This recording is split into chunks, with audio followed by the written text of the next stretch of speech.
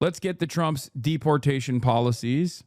One of the new things that they have unveiled, a new fresh hell that they've unveiled, is this thing that they're calling Alligator Alcatraz. I think it's more so Alligator Auschwitz. It is a migrant facility smack dab in the middle of the Everglades, in the middle of the swamp in Pennsylvania. From what I understand, it's like a airport hangar that was previously owned by some like pedophile that the government is now restructured into a tent city. Did I say Pennsylvania? I meant Florida. I'm sorry. Smack dab in the middle of Florida. I don't know why I said Pennsylvania. This is what's going on. And we are taking a look at the president now. You see the Homeland Secretary, Kristi Noem, is with him today, along with the governor of Florida, Ron DeSantis. And as they take this tour through what we're calling, because they do, Alligator Alcatraz, now we're getting to see why they call it that. There is effectively, and I haven't heard anybody else use this wording, maybe they have, but it's like a moat of alligators that encircles this place, as many sides as it has. So, you know, what's interesting about this is it's exactly transparently what the president has been talking about via the governor of Florida. And if we get a microphone that we can listen to, we will try. Let's try here.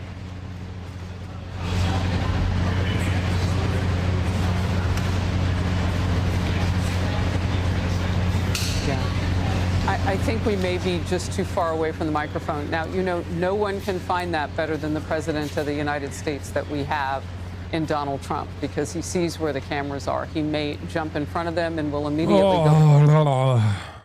No one is better than our big, beautiful president in recognizing where a camera is. Back. Meanwhile, I want to talk with somebody who's really dealt with a lot of this issue of illegal aliens, the worst of the worst, being allowed in under the Biden administration. Congressman Chip Roy of the great state and border state of Texas. Congressman, your thoughts as the president is there looking at this facility where they can house up to 5,000 of the worst of the worst?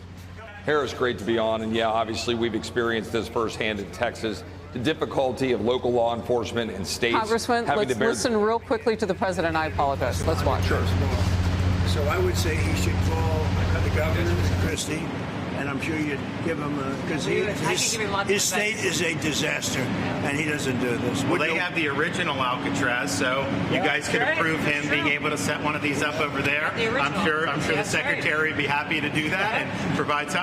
My sense is he's probably not going to bite on that, but I don't know that they'd be able to come in at cost because they tried to do this high-speed rail. They spent like $150 billion, no tracks. We've got a privately funded rail in Florida from Miami to Orlando. It costs the taxpayer zero, and it's very successful. So it's just a much different approach between states.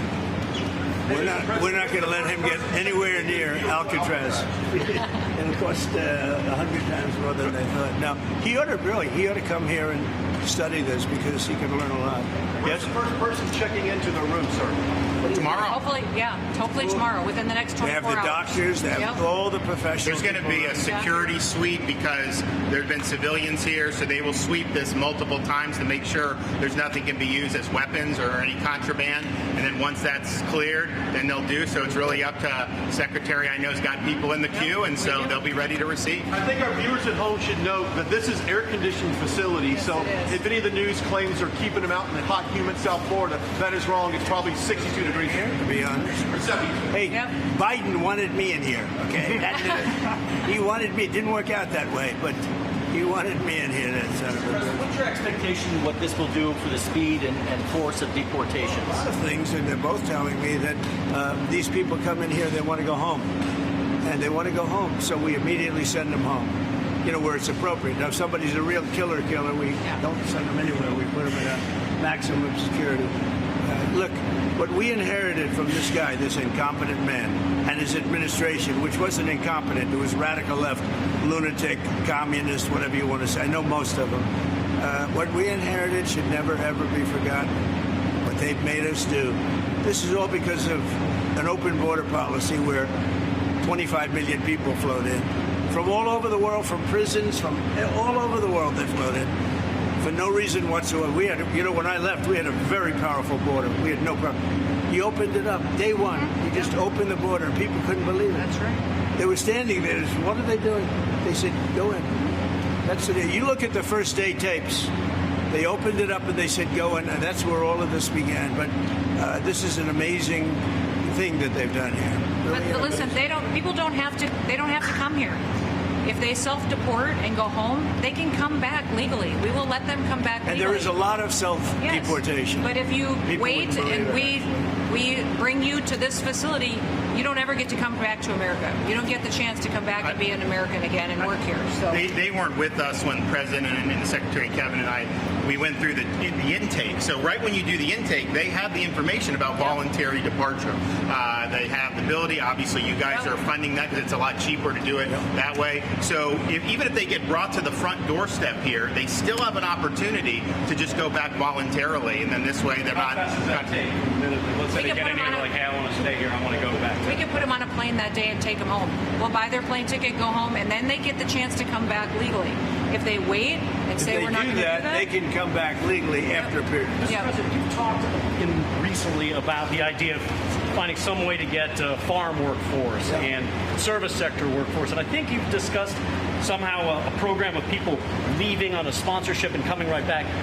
Can you give us a little more detail about that and why, in the view of some hardliners, it's not amnesty? Take care of our farmers and hotel workers and various other people, and we're working on it right now, and Ron's going to be involved, and you're involved already. So we have a case, a lot of cases where ICE will go into a farm, and these are guys working there for 10, 15 years, no problem.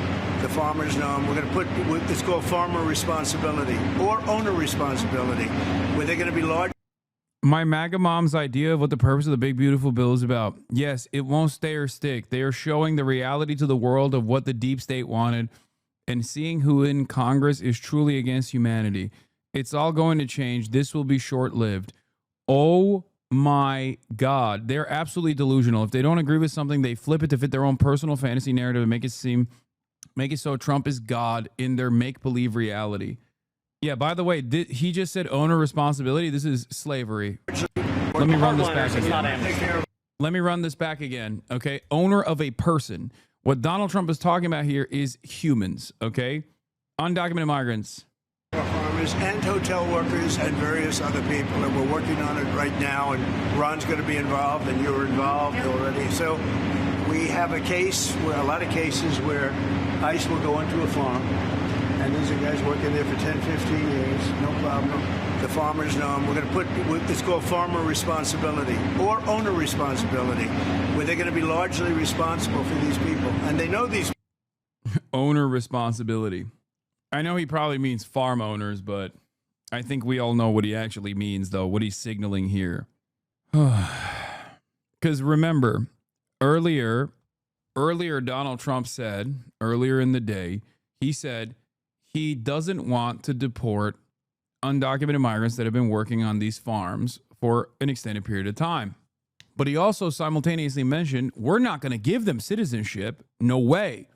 This is an admission of the ways in which we have the process of documented and undocumented workers. This is literally an admission of what I've been saying for years and years. Like the whole purpose of not giving the proper documentation to these workers who have work authorization is so that they can engage in indentured servitude, and they are utterly disposable whenever the farm owners or whenever the poultry facility owners, the bosses, decide that they want to wipe out the entire labor pool, only with the full knowledge that they can just like rehire a bunch of new, fresh, undocumented laborers in their place.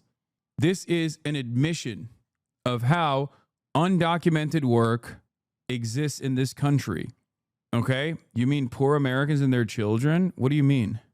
The most famous incident that took place was with Purdue and numerous other poultry facilities where undocumented migrants that were hired deliberately, that were placed inside of trailer parks near the Purdue chicken facilities, the Purdue poultry facilities, had a lot of issues on the job sites. Like they had sexual assaults that were rampant, and they had a lot of back pay that they were not getting.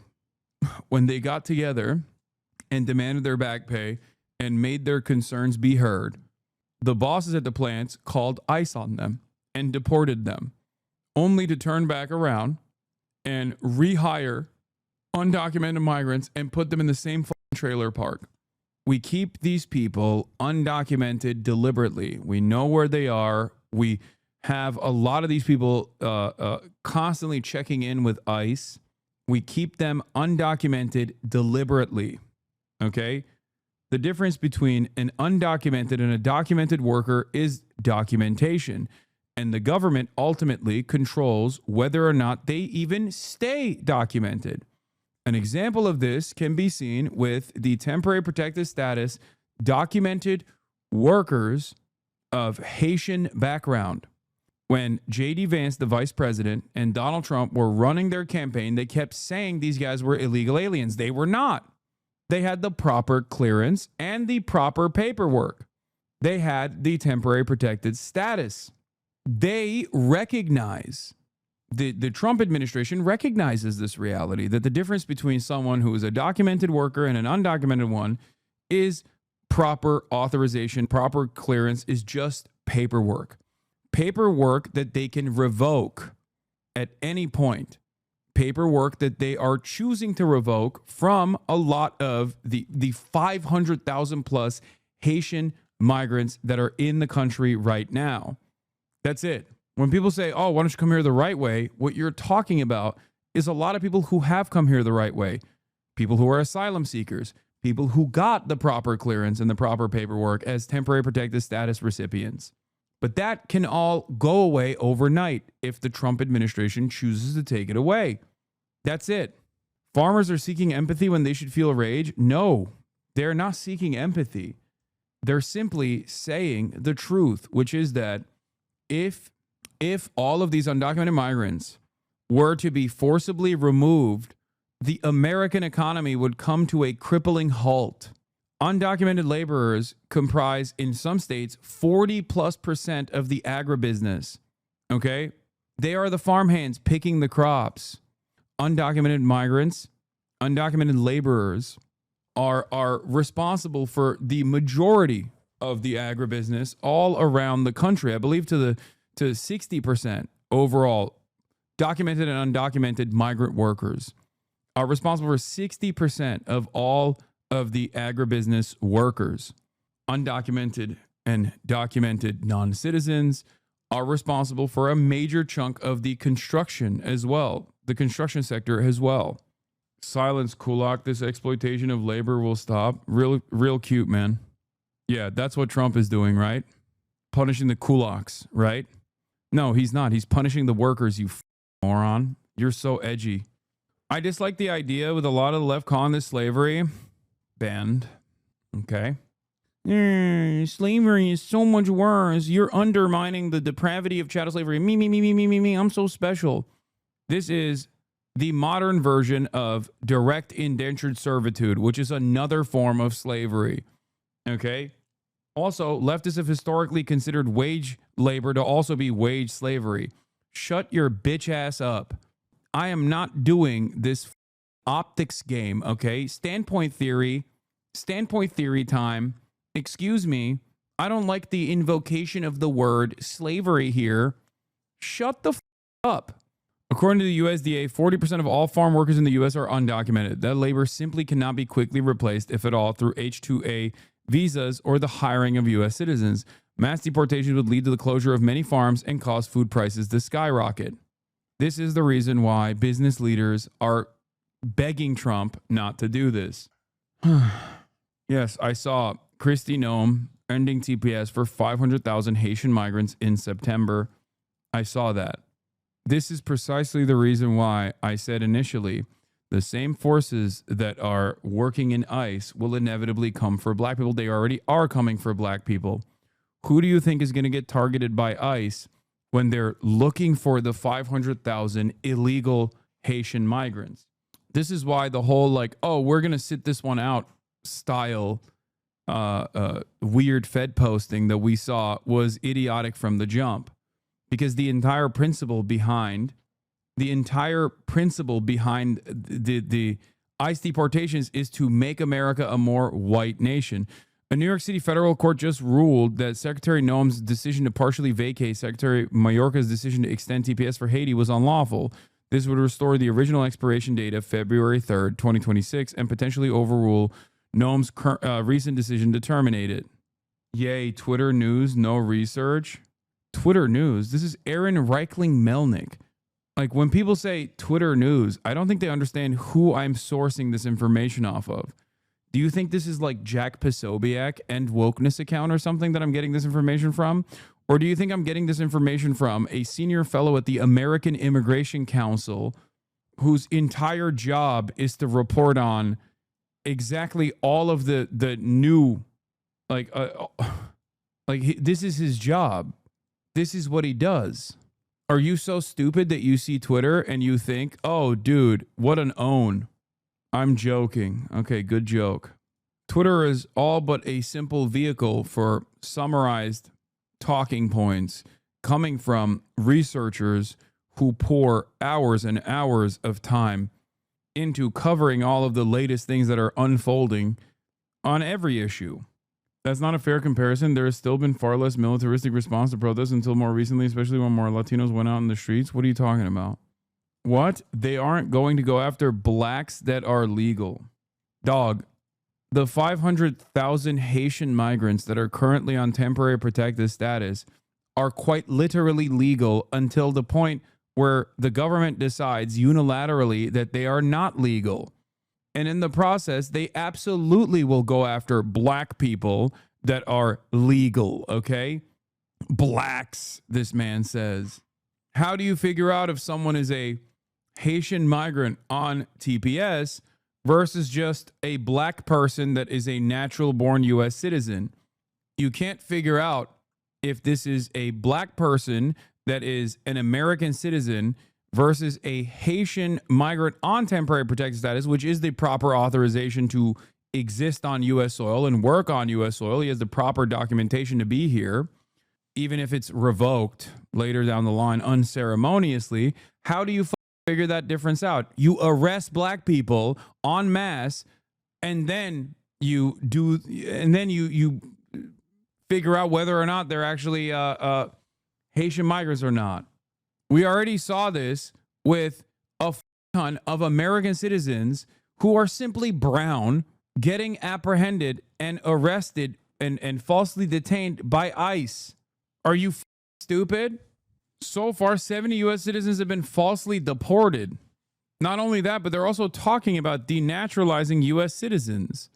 Governor DeSantis has proposed using national... Any evidence for this, bro? I guess Trump is going to deport Obama now. Where are you getting this info from, bro? Any evidence for this, bro? Google is free, big dog. Type in the words U.S. citizen detained by ICE, or type in the words U.S. citizen falsely deported. Okay? Please. You don't have to have me spoon feed every piece of information because it requires me constantly having to re-explain things that I have explained so far. Okay? ICE may have deported as many as 70 U.S. citizens in the last 5 years. This is from the American Immigration Council. This number is only going to go up way higher. This is from 2015 to 2020. Okay? This number is going to go up even higher because this was not even the peak of mass deportations. Every other day, there is a new story. Every other day, there's a new story of an American citizen being falsely detained. National Guard, deputizing them as immigration judges to get through this mass. Get your papers right, dude. 70 is so little. 70 people who can't provide ID. One day, this will happen to your mother or you. Okay? And I hope people don't have that same exact attitude when it happens to you, you moron. You'll think, who cares, man? Who cares? Whatever. Massive backlog of people in the immigration court.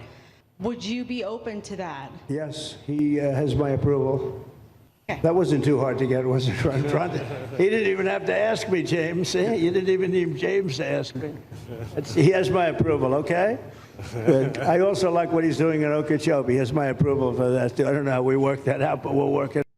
Yeah, they're going to deputize the National Guard.